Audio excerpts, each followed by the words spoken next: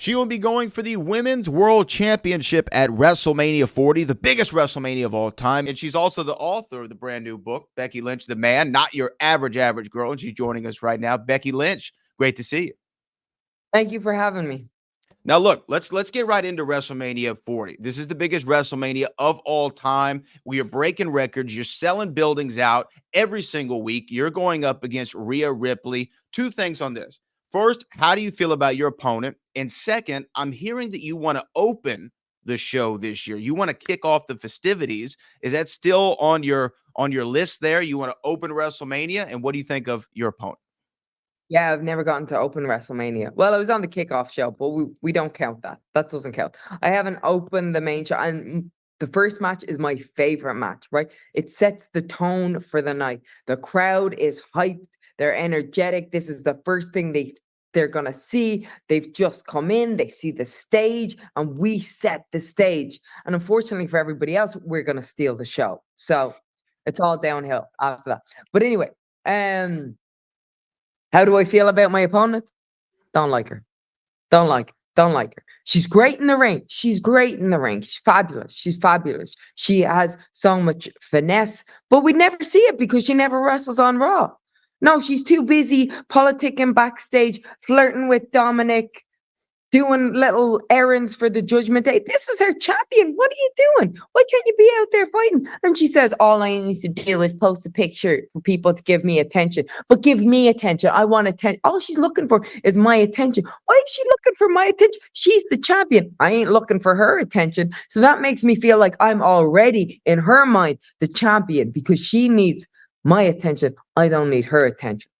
Well, let me ask you this though, because in your book you talk about your training early on in your career. You're learning the business, learning the ropes, quite literally. Fergal Devitt, also known as Finn Balor, was one of your original trainers. How do you feel about his alliance with now kind of your sworn enemy, Rhea Ripley? That's the thing, isn't it? We haven't touched on that. But when it comes down to it, at the end of the day, it's not just Fergal, it's not just Finn Balor that I go back 22 years with, 22 years of a friendship. It's not just Finn Balor, it's also JD.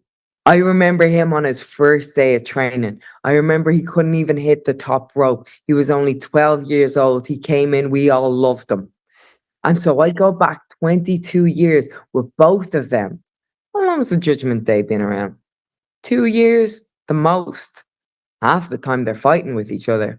Well, we've been friends for 22 years. If it comes down to it, are those guys going to bleed purple or are they going to bleed green?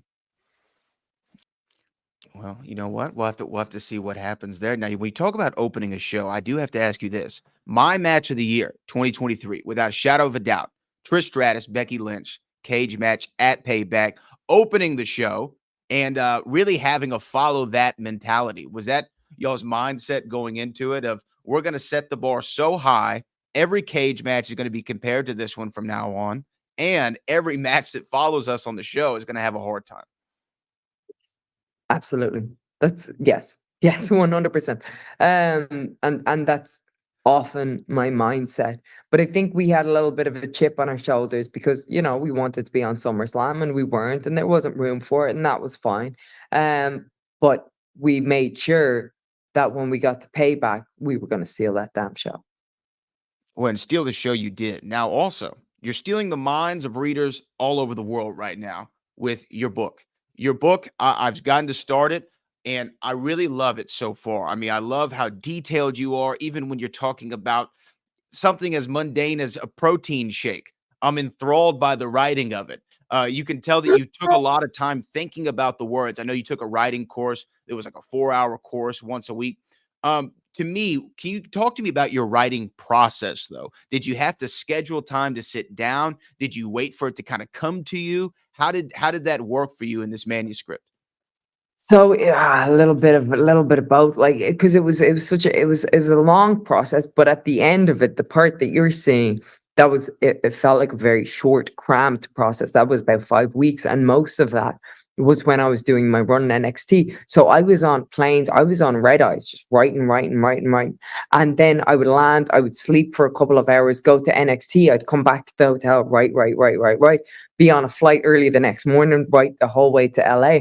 And then that kind of became my process. Like I would borrow time from wherever I could. So I would be backstage just writing. I would be at TV writing. I'd be at the playground writing. Where I'd be watching a movie writing. So like I didn't need a space. I didn't need time. I just needed a laptop in front of me. And I actually kind of liked the noise around me. Like you might hear something or something would spark something, but it felt like I was very in my own world, but within the world. I think actually if I was just sitting alone in a room, uh I might have a tendency to get more distracted than I was at like a kids museum with a million people running around. I don't know why. I don't know why that is.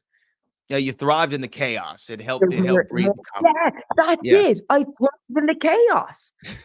That's how you survive in WWE. You have to thrive in the chaos. you have That's to. it. You, You nailed it. now let me ask you this, and you're being gracious with your time. So I just want to ask this though, because my aunt Debbie, longtime flight attendant, right, for Southwest Airlines, 30 plus years. She's been doing this. She said to me one time, the thing that's the hardest about the job is no matter how I feel that morning, I have to put on the uniform and I have to be nice and smile at every passenger. And she says she learned how to handle her emotions better with this job.